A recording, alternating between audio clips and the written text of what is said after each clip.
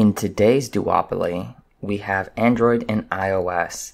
In this ecosystem, it is pretty easy for me to predict how your next phone experience is going to go. You buy a new phone. It's really fast and really pretty.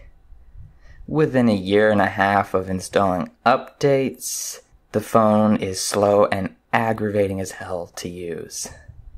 The problem is, phones have been really fast for years now, and a phone with a octa-core processor running at 2.3 gigahertz has no business being slow. So you might think, what if I never install updates on my phone? Will it stay faster? Well, yeah, maybe. But you also might hand your banking details over to Bob the hacker, who stares at the CVE thread watching for vulnerabilities to get into your phone. So, not installing updates? Probably a bad pick. Is there any way to take control of your own phone? Well, to some extent, and depending on the phone you have, you can install ROMs. ROMs are user-modified versions of Android that are usually much slimmer than the main branch of Android, but still can suffer from some of the additional bloatware being put into mainline Android. This makes installing ROMs a good crutch, but not a good solution. So back to how a couple-year-old phone can still have an octa-core processor and 4 gigs of RAM. These things are computers.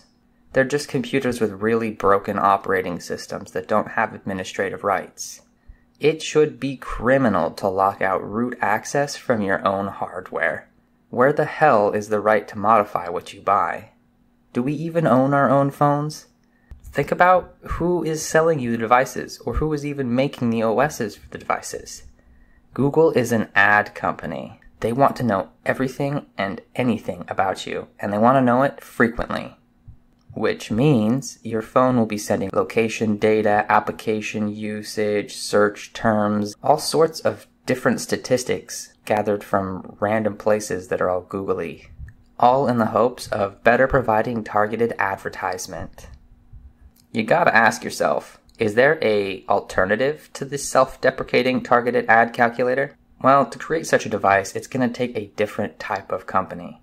One who's not so much interested in money, but fundamental rights and people. Fortunately, such a company has existed for a while now.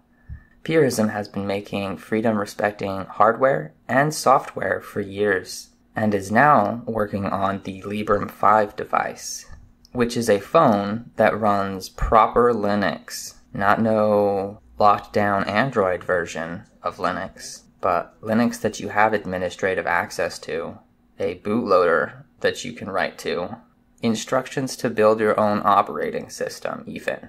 This is a truly open phone from the hardware to the software to your pocket. They're not going to be selling advertisement data that they gleaned from your GPS location. They're not going to be sending software updates that make the phone slower. Quite the contrary, in fact.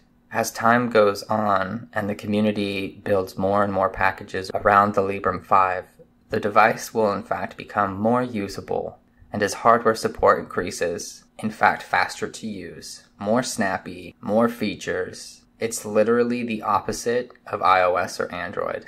While this phone is set to release this year, there is a ways to go. Development kits have already shipped, and a large number of operating systems has already started being ported to the device, including Ubuntu Touch, Post-Market OS, and of course the default Pure OS. And I'll be honest, I would be shocked if this is the only 3 options. This just might be the first 3 options.